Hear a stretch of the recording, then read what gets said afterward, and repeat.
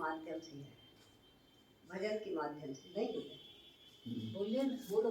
भजन में हमारा रूप है, चित नैना समाये तुम्हें क्या करूं, ज्ञान गुण से भरा तेरा भंडार है, घर समझ में न आए तुम्हें क्या करूं। पांचों इंद्रिय तेरे सामने है खड़ी, एक से एक बढ़कर न छोटी बड़ी, जानता कैसे करने आई मुझे, फिर भी मंडप मगाए तुम्हें क्या करूं। चेतन चिदानंद चिद्रूप है, चित में ना समाये तुम्हें क्या करूं। बड़ा इसी सुख समाया। एक जल और एक मन,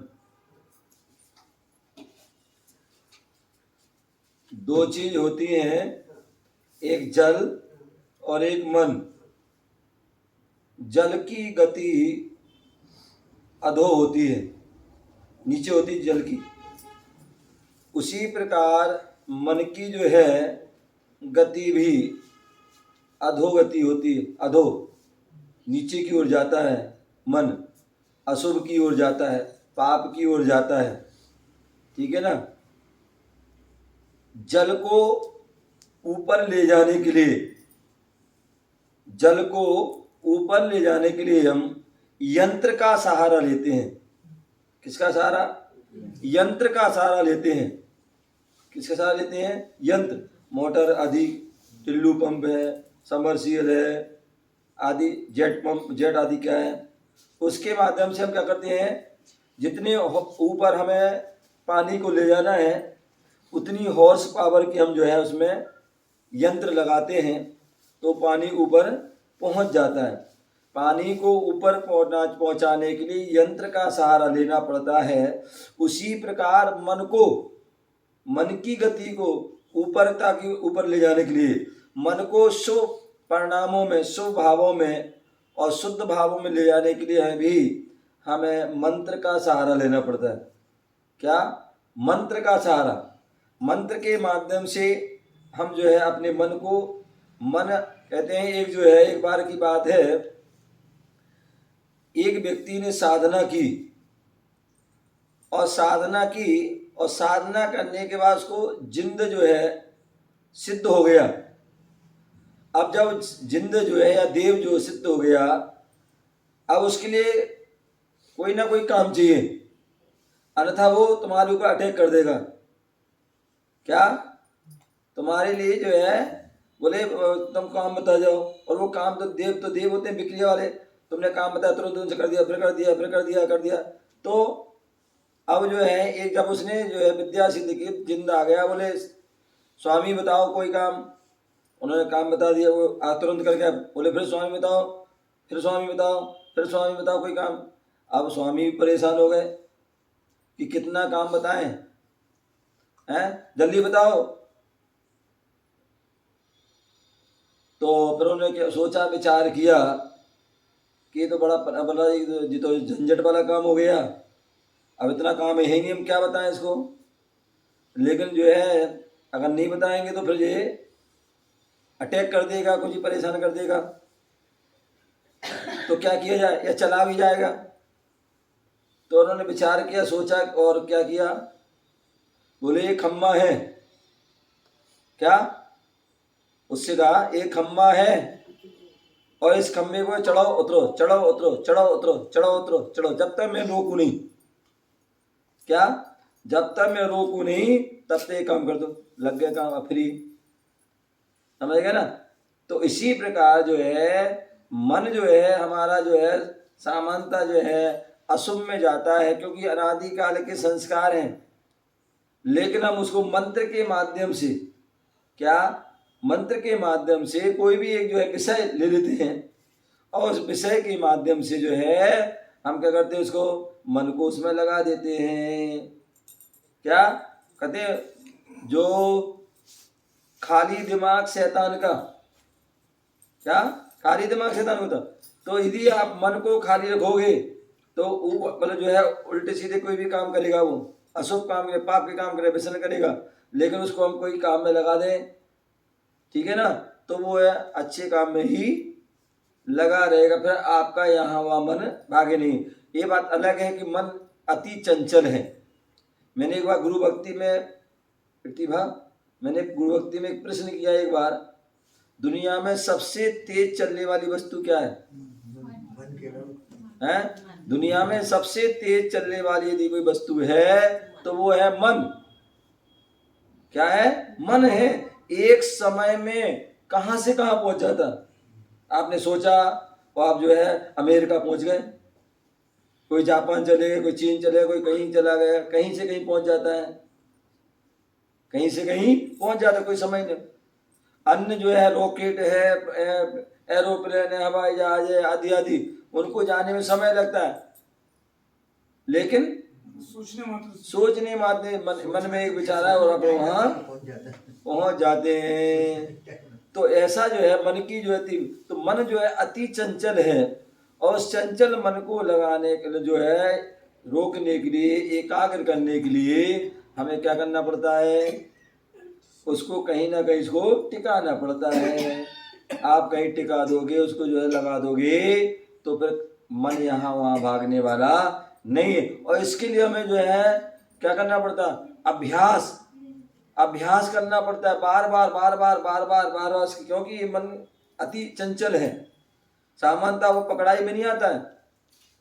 हर चीज को पकड़ सकते हो, लेकिन मन को आप पकड़ नहीं सकते हो। लेकिन उसका अभ्यास, प्रयास बार बार करते रहते, तो एक दिन जो है वो भी क्या होता है, अपने जो है बस में हो जाता है, हम उसको रोक लेते हैं। तो इस प्रकार से हमें जो है मन को अपने बस में करने के लिए उसको मंत्र में, कोई विषय में, कोई सब्जेक्ट उसमें लगा दोगे, तो वह बोले स्वाध्याय के मनन से मन बस में आता। बोले स्वाध्याय, हम स्वाध्याय करते हैं, और स्वाध्याय करने से क्या होता है, हमारा मन जो है बस में हो जाता। इसलिए कहा जाता है कि हम अधिक से अधिक स्वाध्याय करें। क्या करें? स्वाध्याय करें। और यही कारण है कि जो श्रावक और मुनि दोनों के आवश्यक कर्तव्य बताए हैं, और वो क्या है? स्वाध्याय।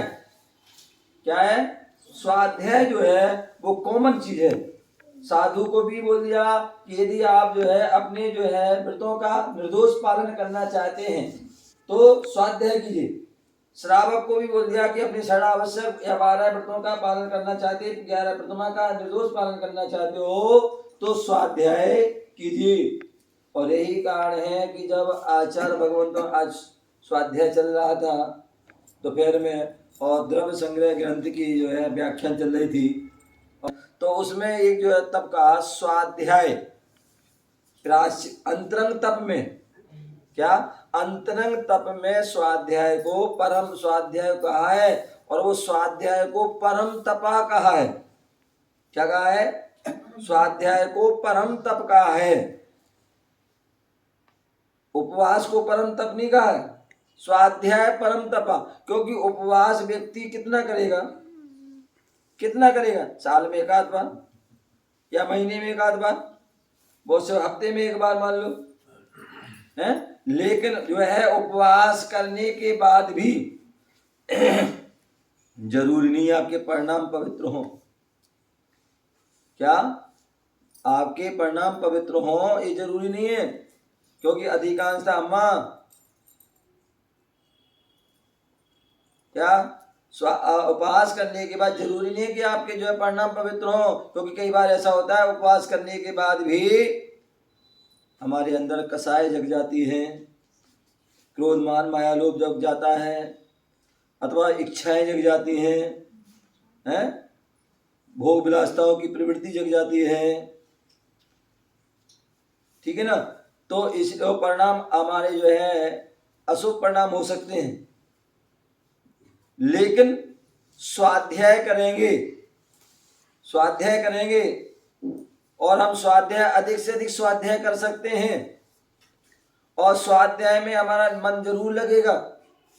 हमने 1 घंटे भी स्वाध्याय किया, आध घंटे भी स्वाध्याय किया, और उसमें हमारा 5 मिनट भी मन लग गया, 2 मिनट भी लग गया, 1 मिनट भी लग गया मन हम आपका, तो 1 मिनट के मन लगने पर भी कल्याण हो जाएगा। क्या? 1 मन के जो है स्वाध्याय में भी मन लग गया तो हमारा कल्याण हो जाएगा। तो इसलिए जो है बोले स्वाध्याय, तो स्वाध्याय के मनन से मन बस में आता है। तो इसलिए हमें क्या करना चाहिए? स्वाध्याय को करना चाहिए। स्वाध्याय करोगे तो आप चिंतन कर पाओगे, मनन कर पाओगे, ध्यान कर पाओगे और चित्त को एकाग्र कर पाओगे। अन्यथा आप जो है केवल कहने मात्र इसकी हमारा मन स्थिर हो जाए, मन स्थिर हो जाए, मन स्थिर हो जाए, मन जो रुक जाए, मन रुक जाए, मन स्थिर हो जाए, तो वो कहने मात्र से कुछ नहीं होगा। उसके लिए हमें अभ्यास करना होगा। और कहते हैं करत करत अभ्यास के जड़ मत होए सुजान, और रस्सी आवत जावत है सिल पे पड़े निशान। तो इसलिए हम बार बार अभ्यास करेंगे, करते रहेंगे तो एक दिन जो है मन जो है हमारा क्या हो जाएगा? स्थिर जो है उसमें हो जाएगा। मन हमारे जो है धर्म में, धर्मात्माओं में, आत्मा में लग जाएगा, परमात्मा में लग जाएगा। और मन परमात्मा में लग गया तो एक दिन जो है हमारी आत्मा फिर वह सामान्य आत्मा नहीं रहेगी, फिर वह जो है परम आत्मा, उत्कृष्ट आत्मा, श्रेष्ठ आत्मा और वह सिद्ध आत्मा हो जाएगी। ऐसा हमें उसको जानना चाहिए। ओम नमः। तपसा निर्जराचे, तो इन्होंने जो है ये सूत्र दिया तत्वा सूत्र का, तो बोले तप से निर्जा होती और क्या होता है? तो अभी जो है द्रव्य संग्रह का स्वाध्याय चल रहा था तो फिर में उसमें यही बात निकली थी कि हमारे यहाँ व्रत, समिति, गुप्ती, धर्म, अनुपेक्षा, परिचय, चारित्र्य, ये जो सब बताए हैं ये जो है संबर के कारण बताए हैं। क्या बताए हैं? इनसे जो है संबर होता है। क्या होता है? इनसे संबर होता है। जब इनसे संबर होता है तो फिर तप से क्या होता है? तो इसमें तप, इसमें भी तो आ गए। तो बोले इस जो है संबर जो है इनसे होता है, इनमें जो है तप भी आ गया है, तो तप से जो है संबर भी हो गया और जो है निर्जरा भी होगी। लेकिन जो तप के जो है तपसा निर्जरा छे, तप से जो है क्या है वहाँ संबर भी हो रहा है और यहाँ जो है निर्जरा भी हो रही है। तो इसलिए वहाँ पर जो है चा शब्द लगाया है। क्या हो रहा है? तप के माध्यम से क्या हो रहा है? व्रत, समिति आदि से तो संबर हो रहा है, लेकिन तप से के पीछे चा लगा दिया। इसका मतलब है कि जो पहले बात चल रही थी वो भी होते हैं। क्या पहले बात चल रही थी किसकी? जो है संबर हो रहा है तो संबर भी हो रहा है और निर्जरा भी हो रही है, तो इसलिए वहाँ पर जो है तप लगाया। तो इसलिए तप हमारा जो है श्रेष्ठ है कि उससे हमारे संबर भी हो रहा है और निर्जरा भी हो गई। और जहाँ पूरी निर्जरा हो जाएगी तो उसी तप के माध्यम से मोक्ष की भी प्राप्ति हो जाएगी। तो इसलिए हमारे लिए तप जो है समय समय पर करते रहना चाहिए, लेकिन वह तप भी सम्यक तप करना चाहिए। क्या? सम्यक तप, अन्यथा कुतप हो जाता व्यक्ति। क्या करता है? अज्ञानता के कारण, क्या ज्ञान न होने के कारण वह क्या कर लेता है? कुतप कर लेता है, बाल तप कर लेता है, और उससे जो है उसके लिए संसार की ही वृद्धि होती है। उससे कर्मों की जो है संबंध, निर्जरा, मोक्ष आदि नहीं होता।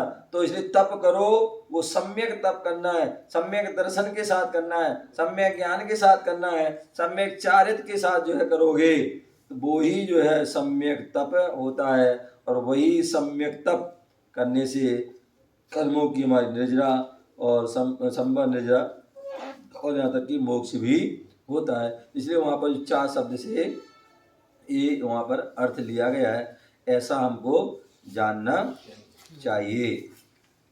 ओम नमः सिद्धेभ्यः। इस पुण्य और पाप चलता मिलता है जीवन में, जैसे कर्म करोगे वैसा मिलेगा, लेकिन कर्म के हिसाब से कैसे डिसाइड होता है कि आदमी को कौन सा जीवन मिलेगा, कौन सी गति मिलेगी, क्या होगा, तो उसके लिए अपन किस हिसाब से समझ सकते हैं? कर्म का जो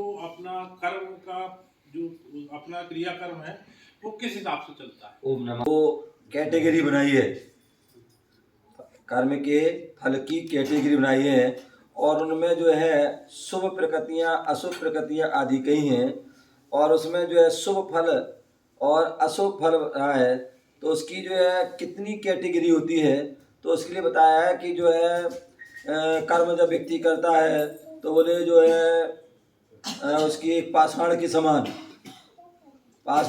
कैटेगरी है, कोई जो है हड्डी के समान कैटेगरी है, कहीं उसकी जो है जो कास्ट लकड़ी के समान बांस की तरह है, और एक जो है लता के समान कही है।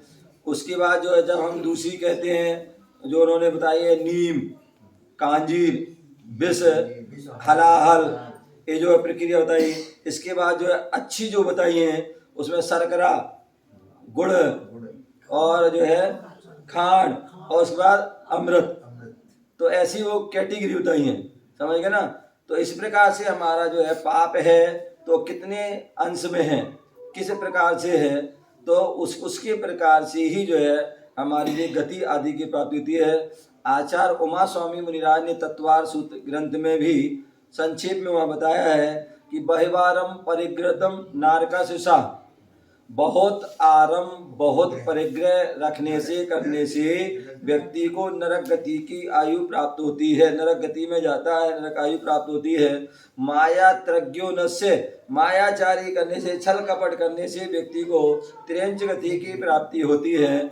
और सराग संयम काम निर्जरा बाल तपासी देवस्य, जो शराब संयम आदि रखने से, सम्यक आदि को धारण करने से जो है उसको देवगति की प्राप्ति होती है। स्वभाव मार्दम छे, स्वभाव के पवित्र रखने से भी जो है देवगति या मनुष्य गति की प्राप्ति आदि, या जो है अल्पारम अल्प आरंभ और अल्प परिग्रह रखने से भी मनुष्य गति की प्राप्ति होती है। तो इस प्रकार से वो सारी प्रक्रिया वहाँ बताई गई है, तो उसका हमें वहाँ से जानना चाहिए। बाकी कर्म कांड आदि जो है उसमें साविस्तार उसमें वर्णन किया है। दूसरी बात, कई बार लोग बोलते ना, कोई व्यक्ति खत्म हो जाता है तो अपन क्या करते हैं, पोस्ट कार्ड छपवाते हैं, जो क्या बोलते हैं जिसमें शोक पत्र, और उसमें क्या लिखते हैं कि हमारे अशुभ कर्म के उदय से हमारे पूज्य पिताजी माताजी या कोई भी जो है इनका क्या हुआ, स्वर्गवास हो गया। मतलब बिल्कुल झूठ लिखते हैं, मतलब नहीं सुनो, मतलब कितना झूठ लग रहा है। साक्षात मतलब तुम्हारी जो शब्द हैं उसमें ही जो है असत्य झलक रहा है। क्या बोल रहे हैं आप, मेरे अशुभ कर्म के उदय से क्या, मेरे अशुभ कर्म के उदय से मेरे जो है परिवारजन जो है क्या हो गए, स्वर्गवास हो। अरे भाई, अशुभ कर्म के उदय से क्या स्वर्गवास मिलता है क्या है? क्या हर कोई यही लिख देता है, और होना ये चाहिए। और हमें पता है कि हमारे जो है जो परिवारजन कैसे थे, क्या हमें पता है हमारे परिवारजन कैसे, धर्मात्मा, कोई धर्म करते नहीं और जो करते नहीं थे, कोई दान पुण्य करते नहीं थे, कोई भला करते नहीं थे, हर समय पाप क्रिया में लगे रहते थे, सारे कर्म करते थे, और फिर भी हम क्या देखते हैं, हमारे अशुभ कर्म है पूज पिताजी स्वर्गवास हो गया। तो बिल्कुल गलत। होना ये चाहिए कि भैया हमें पता था कि ये गलती करते थे, ये करते थे, लिखना चाहिए था कि हमारे अशुभ कर्म की वजह से हमारे पूज्य पिताजी जो है नरकवास हुआ है। क्यों? तो उससे वो लोग पूछते बार बार, भैया ऐसा क्यों लिखा आपने, भैया हमारे पिताजी ऐसा करते थे। तो व्यक्ति दूसरा छलक जाता, भैया हमें ऐसा नहीं करना है, हमें ऐसा नहीं करना है। और अन्यथा जब जो है अशुभ कर्म के उदय से वो स्वर्ग पाता होता है, तो फिर अशुभ कर्म करो, फिर शुभ करने की आवश्यकता। उसमें अशुभ कर्म तो हमारे रहे हैं, अशुभ कर्म तो हमारे रहे, ये कह रहे हैं शोक पत्र में दे देते हैं। कोई शत्रु है शराब दे देंगे, और कोई भक्त है उसको क्या वरदान दे देंगे। लेकिन जैन साधु में 80 प्रहार अर्घा अवतारण में सदा समता रखें। कोई 80 से प्रहार भी कर रहा है और कोई अर्घ अवतार, दोनों में समता हुआ, इसलिए उन्होंने दोनों को धर्म वृद्धि आशीर्वाद दिया। तो उस राजा की राजा से इतनी आत्मनिंदा करा, गलानी हुई कि उसके मन में आ गया भाव कि मैंने तो बहुत बड़ा अपराध कर दिया है, और उसने तलवार निकाली और अपनी गर्दन मतलब जो है काटने लगा। तो जैसी जो ऐसा तलवार निकाली तो बोले, हे राजन, मुनिराज ने कहा, हे राजन ये क्या कर रहे हो, आत्मघाती महाघाती। अरे ये तो मुनिराज तो ये तो है हमारे मन की बात जान ली इन्होंने। निश्चित है भैया, यही सच्चे ज्ञानी साधु है, यही जो है परम ज्ञानी है। और उनके चरणों में नतमस्तक हो गया। बोले, भगवान गुरुदेव मुझे क्षमा करें, माफ करें। गुरुदेव तो क्षमा के दारी हैं, क्षमा कर दिया। तब से जो है उनकी वो श्रद्धा, जैन धर्म के प्रति आस्था जुड़ी, परिणाम निर्मल हुए, पवित्र हुए। फिर तब से गुरुओं की सेवा आदि वैयावृत्ति आदि करने लगे। और फिर उसके बाद जो भगवान महावीर स्वामी का समोषण आया और उनके उपदेश सुने, 60,000 प्रश्न किए, समझ गया ना। और उनके उपदेश सुन के इतना विशुद्धि बढ़ाई, इतनी विशुद्धि बढ़ाई कि छायक सम्यक दर्शन हो गया, तीर्थंकर प्रकृति का बंद हो गया। कहाँ 7 मिनट के तीव्र परिणाम थे, और कहाँ जो है 33 सागर की आयु थी, और कहाँ जो है केवल 84,000 वर्ष की रही। ये सब क्या है, जो परिणाम जो है उनके जो है पवित्र हो गए, और अशुभ परिणाम जो है दूर होते गए। तो ये जो है कर्म की स्थिति जो है क्या होती है, बदलती रहती है। जैसे आपके परिणाम होंगे, तीव्र अशुभ परिणाम होंगे तो बढ़ती चली जाएगी स्थिति, और परिणाम पवित्र होते गए तो वो जो है स्थिति क्या होती है, घटती चली जाएगी। तो ये हमारी जो है इसमें ऑटोमेटिक क्रिया है, इसमें कोई किसी का कुछ नहीं करता, ना भगवान करते ना कुछ करते, समझ गए। हम व्यवहार से कह देते हैं के बटिया तुम हो प्रभु, भक्ति बस व्यवहार की भाषा है।